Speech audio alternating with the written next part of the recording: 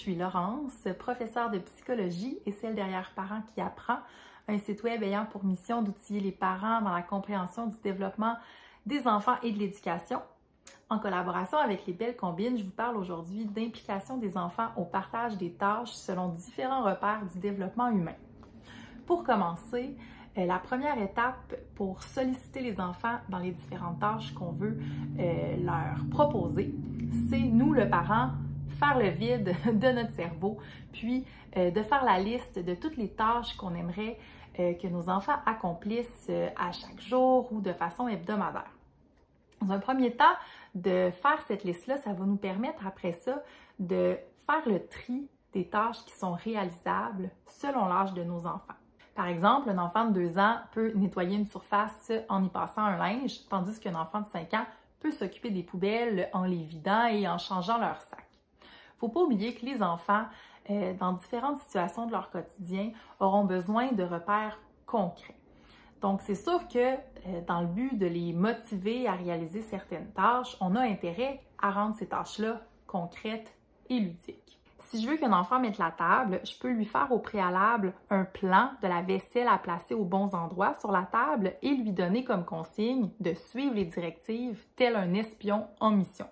Fait que ça va lui permettre non seulement de voir la tâche à accomplir comme un défi agréable et amusant, mais à la rendre concrète à l'aide de directives qui sont claires. Ensuite, selon les délais établis afin de réaliser les différentes tâches, il va falloir que vous ciblez des moments auxquels vous voulez que les enfants les accomplissent ces tâches-là. Les enfants en bas de 4 ans sont capables de structurer la journée de manière suivante: matin, midi, après-midi, soir. Donc, si vous voulez les aider à accomplir les tâches, ça va être important de statuer avec eux à quel moment ces tâches-là doivent être faites. Vous pouvez y aller à l'aide de repères visuels, un tableau avec des images pour les différentes parties de la journée afin de les aider à se repérer dans le temps pour qu'ils soient autonomes dans la réalisation de ces tâches-là. À partir de 5 ans, les enfants connaissent l'ordre temporel des événements de la vie quotidienne. Donc, ils vont savoir, par exemple, qu'après le dîner, il va y avoir une période de jeu, puis qu'après le souper vient le bain. Fait qu'ils sont un petit peu mieux outillés cognitivement pour se repérer dans leur journée et dans le temps. Et donc, vous allez avoir un petit peu moins besoin d'accompagner les enfants d'âge scolaire dans les moments pour réaliser les tâches, sauf que ça va être quand même important de déterminer à quel moment vous souhaitez que les enfants les réalisent et que ce soit bien clair et bien entendu avec eux. Pour impliquer les enfants et les rendre autonomes dans l'accomplissement de différentes tâches au quotidien, c'est important de suivre leur évolution cognitive. Et pour ce faire, ça va être important de leur donner des repères pour qu'ils puissent accomplir pleinement les différentes tâches. Par exemple, si vous voulez qu'ils nettoient telle surface, pourquoi pas leur mettre un petit pictogramme de bulles de savon proche des surfaces qu'ils auront à nettoyer.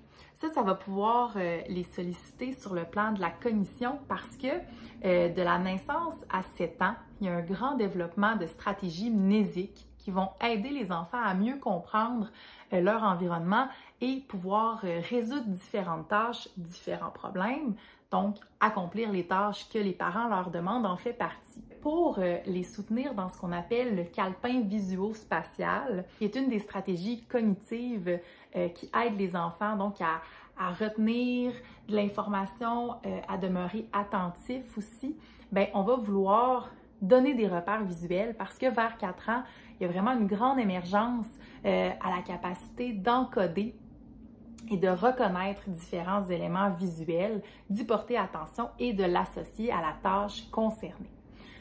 Ensuite, c'est sûr que l'organisation mentale des différentes tâches à accomplir va aussi se développer dans cette période-là et vers 6 ans, les enfants vont regrouper mentalement différents éléments de leur environnement pour savoir vraiment de quelle façon ils doivent y faire face. Donc, c'est sûr que si on leur met un petit pictogramme de savon des surfaces qu'on souhaite qu'ils nettoient, eux, rapidement, ils vont aussi être capables de faire le lien avec le matériel nécessaire. Donc, j'ai besoin d'aller chercher mon linge humide, peut-être aussi quelques produits qui sont sécuritaires pour les enfants, là, qui peuvent utiliser pour les nettoyer, ces surfaces-là, de les rendre accessibles, puis de les rendre disponibles dans un endroit commun. Donc, tout ça, ça va pouvoir être plus accessible pour eux au niveau de leur pensée et ils vont être aussi autonomes dans la réalisation de ces activités-là. Alors, j'espère que ces quelques trucs vous aideront à impliquer davantage vos enfants dans la réalisation des tâches en fonction aussi de où ils en sont dans leur développement.